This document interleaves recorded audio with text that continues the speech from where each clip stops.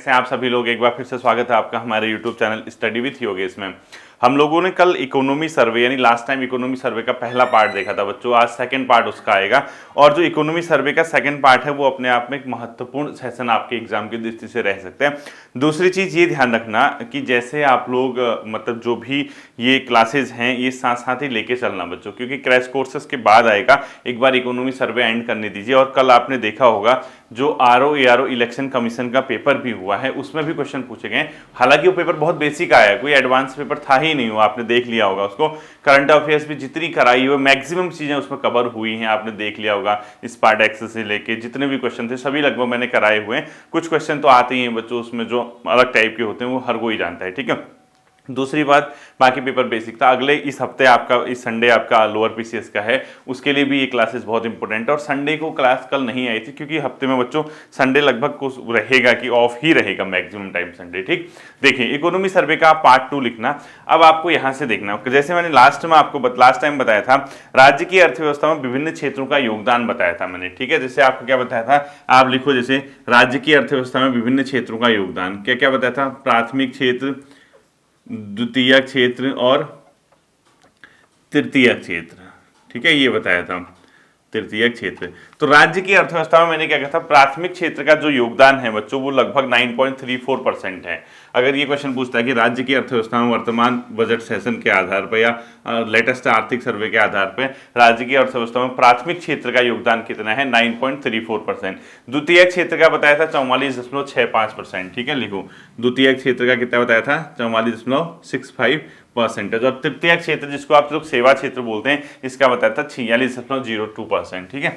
ये आपको बताया गया था लास्ट टाइम। देखो ये क्वेश्चन कई बार पूछता है कि राज्य की अर्थव्यवस्था में प्राथमिक क्षेत्र का कितना योगदान है, द्वितीय क्षेत्र का कितना योगदान है, तृतीय को क्या बोलते हैं, सेवा क्षेत्र, द्वितीय को उद्योग या विनिर्माण क्षेत्र, प्राथमिक क्षेत्र कृषि से संबद्ध क्रियाएं होती है, ठीक है।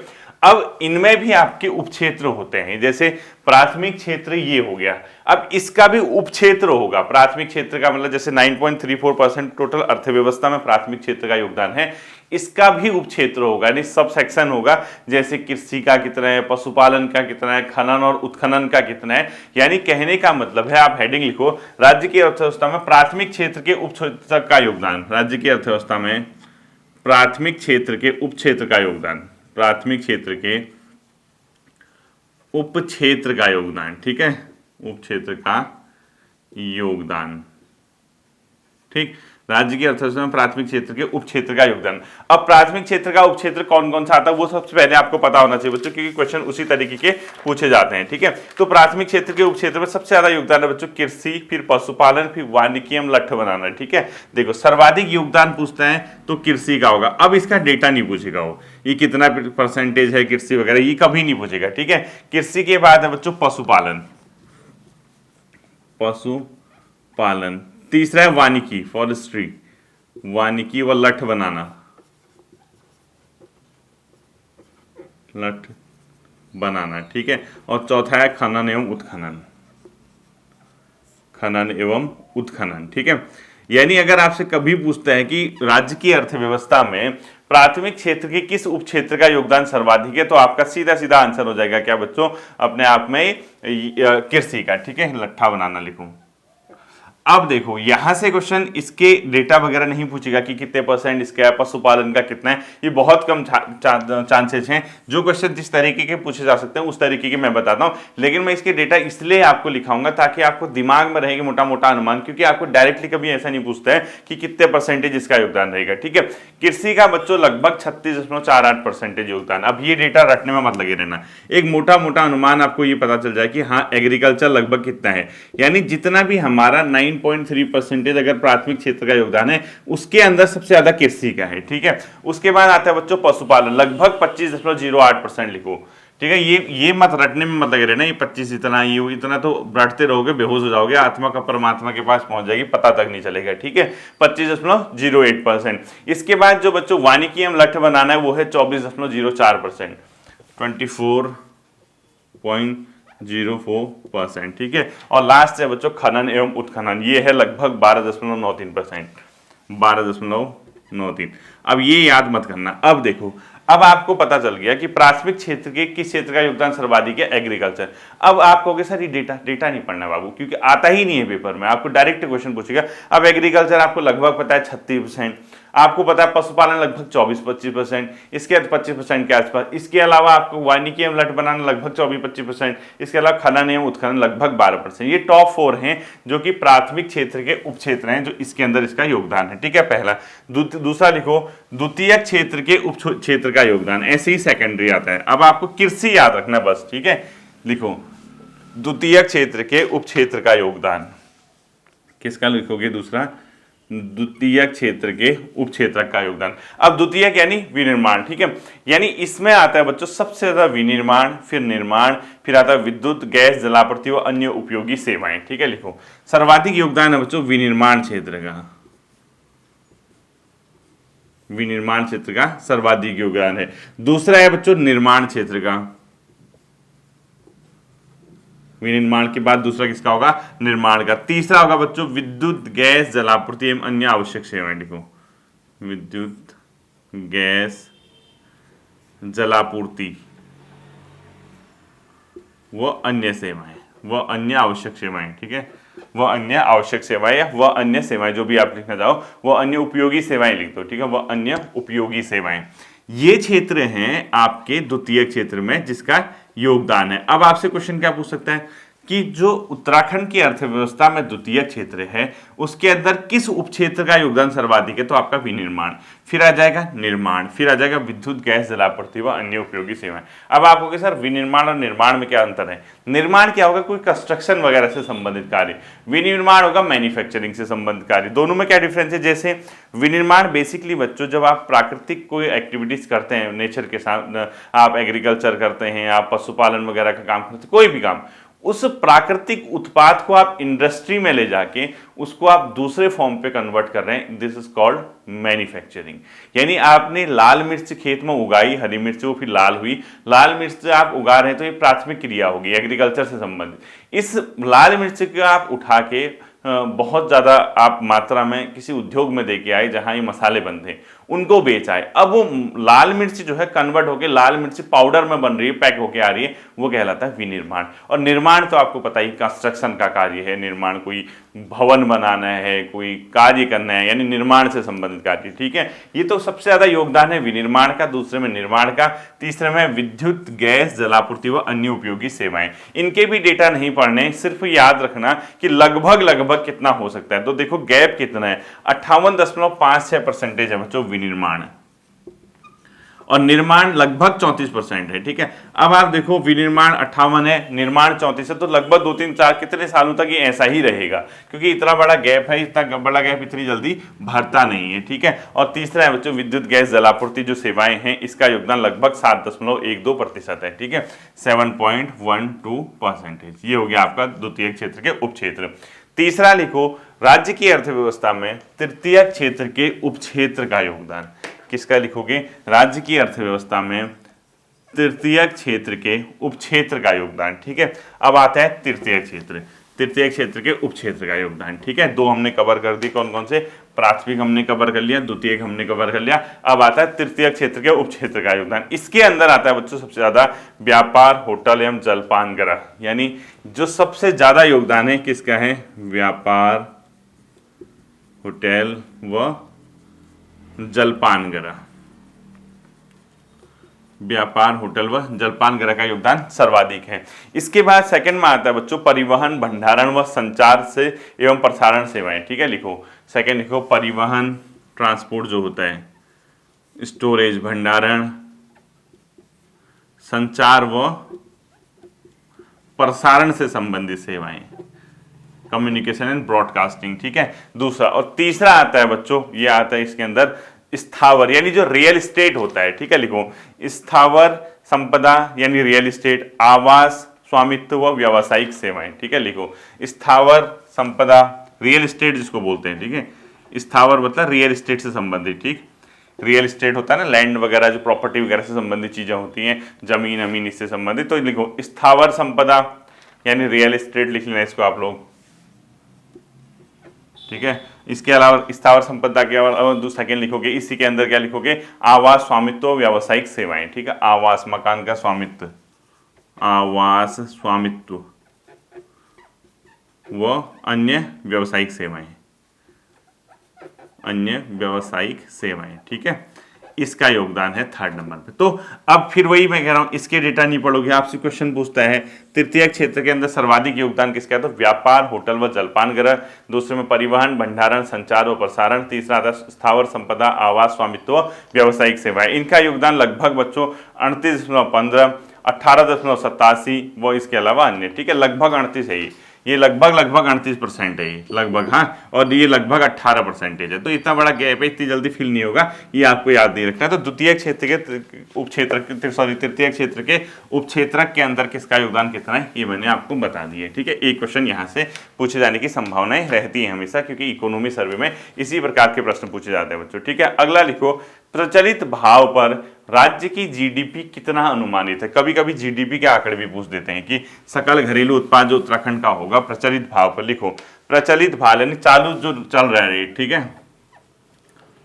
प्रचलित भाव पर राज्य की जीडीपी लिखो, प्रचलित भाव पर राज्य का सकल घरेलू उत्पाद लिखना है। ठीक है, प्रचलित भाव पर राज्य का सकल घरेलू उत्पाद, ये है बच्चों जो अपने आप में आता है 3,78,245 करोड़। ठीक है, 3,78,245 करोड़, ये अपने आप में। अब आपको इससे अनुमानित होता है, ठीक है, 3,78,245 करोड़ राज्य की जीडीपी का आकार है प्रचलित भाव पे, जो पिछली बार था बच्चों उसकी तुलना में लगभग 13.59% की वृद्धि हुई। लिखो वर्ष 2000, ये कब का है, 2024-25 का। लिखो वर्ष 2023-24 के आधार पर, या वर्ष 2023-24 से 13.59% की वृद्धि हुई है। ठीक है, ये इसमें कितना हुआ,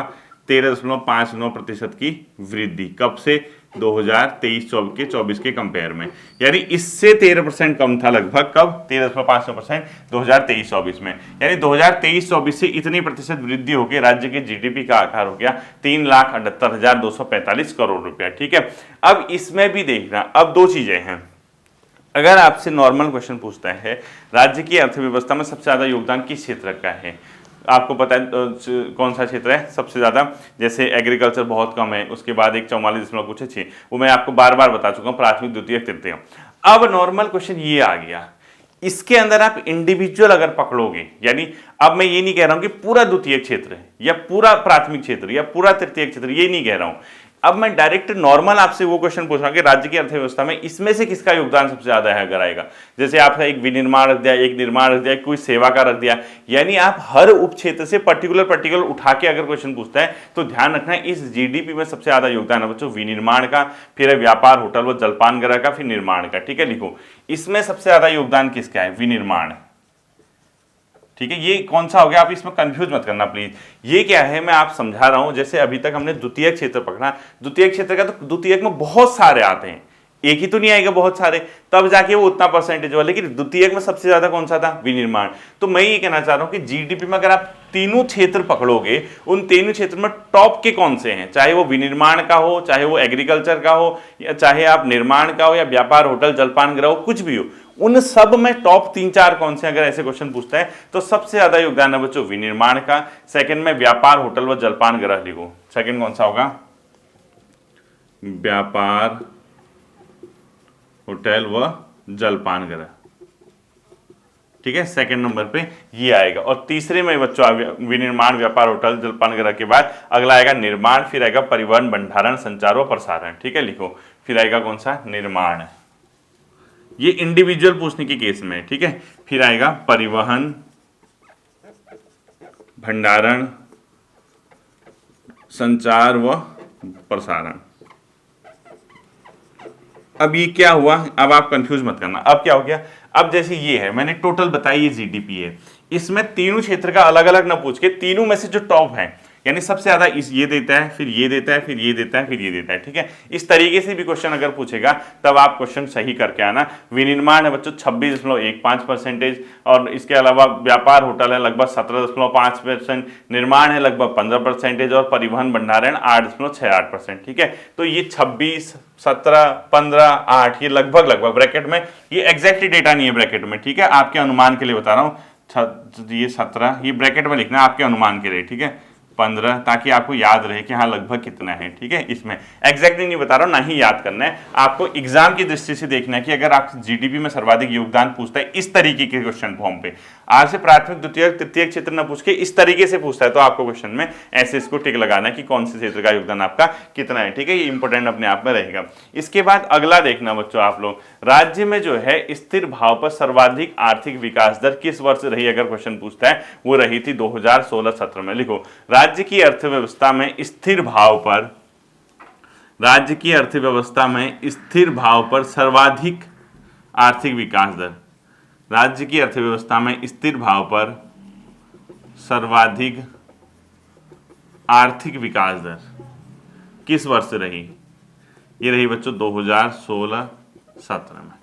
2016-17 में सर्वाधिक आर्थिक विकास दर यहां पर रजिस्टर की गई थी, और वो थी बच्चों लगभग लगभग कितना, अपने आप में 9.83%, यानी पिछली बार की कंपेयर में 9.83% हम स्थिर भाव पर, यानी हमने ये चेक किया कि आधार वर्ष जैसे हमारा 11 बार चला था, 11 बार में जो अर्थव्यवस्था थी उसके कंपेयर में 16-17 में हमने सर्वाधिक क्या किया था, ग्रोथ की थी, और था 9.83%। कभी कभी इस तरीके से भी क्वेश्चन पूछा जा सकता है कि स्थिर भाव पर सर्वाधिक आर्थिक विकास दर किस वर्ष रही, ठीक है। अगला लिखो, प्रति व्यक्ति आय, यानी राज्य की प्रति व्यक्ति आय, ठीक है।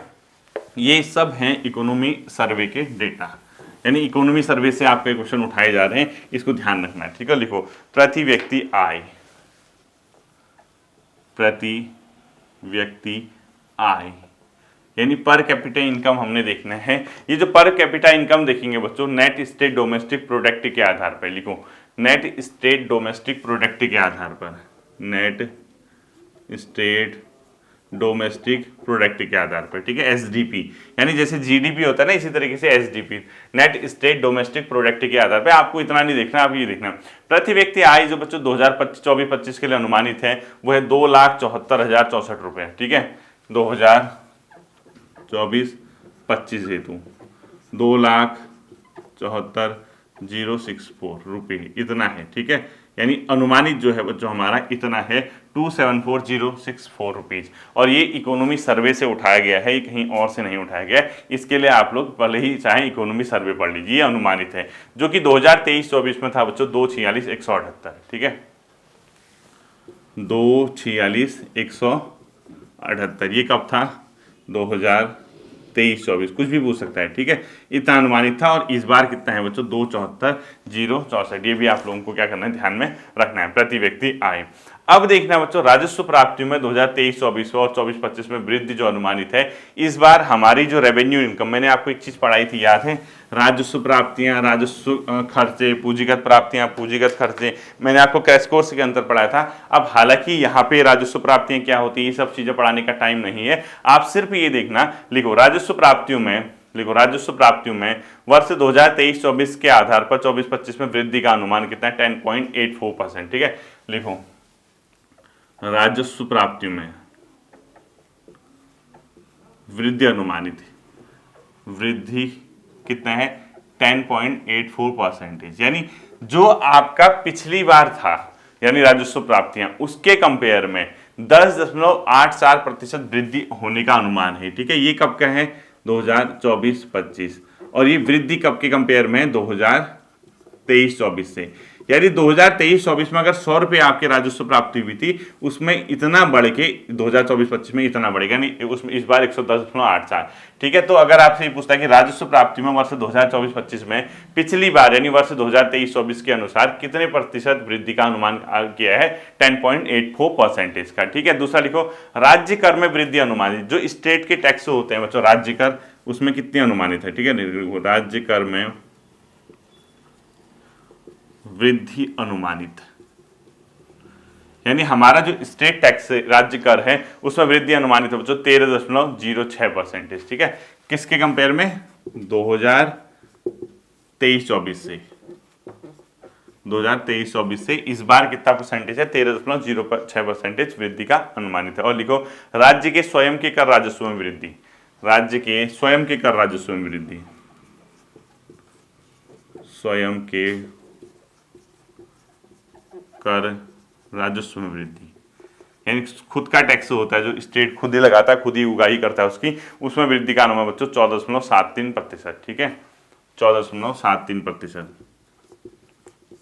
कब से? 2023-24 से। यानी 2023-24 के कंपेयर में राज्य के स्वयं के कर राजस्व में कितना वृद्धि का अनुमान है ये आपको बता दिया है। ठीक है, अब जो 2023-24 में, अभी 24-25 का नहीं बता रहा हूं। ठीक है, लिखो वर्ष 2023-24 में जो हमने एक्चुअल प्राप्त किया पूरा लिखना। ठीक है, वर्ष 2023-24 में राजकोषीय घाटा कितना प्राप्त हुआ? राजकोषीय घाटा, यानी राजकोषीय घाटा क्या होता है बच्चों? सरकार की आय और सरकार के व्यय के बीच का जो अंतर होता है, जिसके अंदर सरकार के ऊपर जो लाइबिलिटीज होती हैं, देयताएं, उसको हटा दिया जाता है। मैंने सब पढ़ा रखा है आपको क्रैश कोर्स में।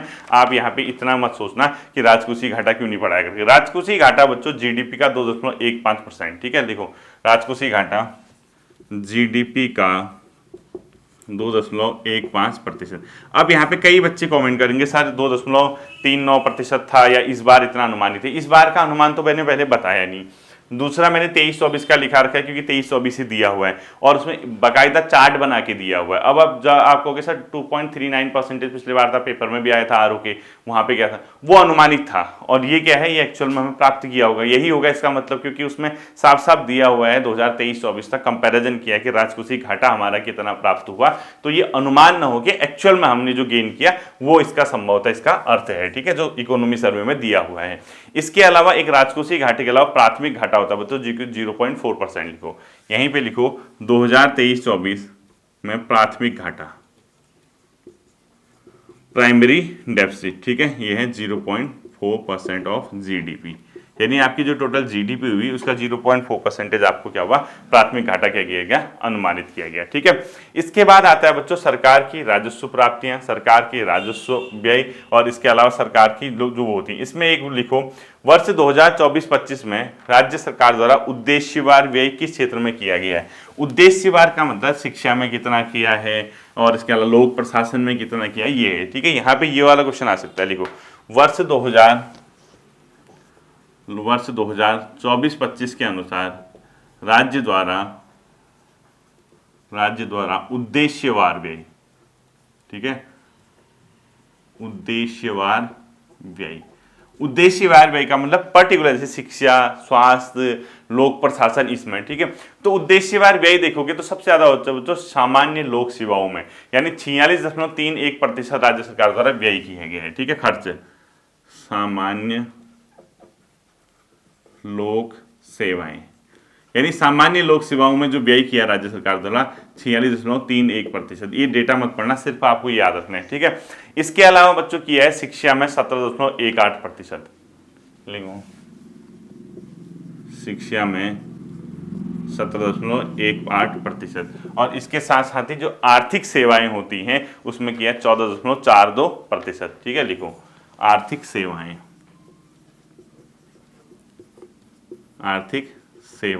इसमें की है 14.82%। ठीक है, यानी आपका सामान्य लोक सेवाएं, शिक्षा और आर्थिक सेवाएं हैं, इसमें ये 8.2 की जगह 4.2% करना। ठीक है, ये है।